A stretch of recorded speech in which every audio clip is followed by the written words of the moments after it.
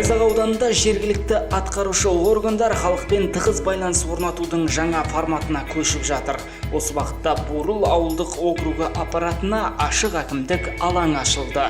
Әкімдік жаңа форматтағы жұмысты сыбайлас жемқорлыққа қарсы облыстық департаментімен бірігіп жүзеге асырған.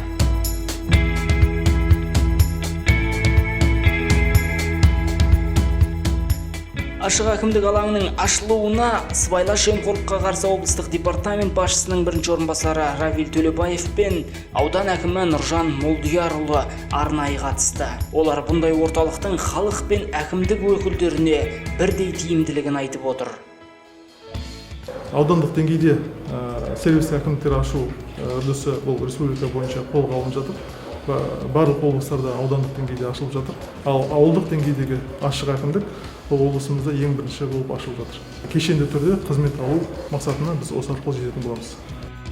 Орталықта мамандар келушілерге жер, тұрғын үй, әлеуметтік салалар мен құрылыс, жол сынды мәселелер бойынша кеңес беріп қызмет көрсететін болады.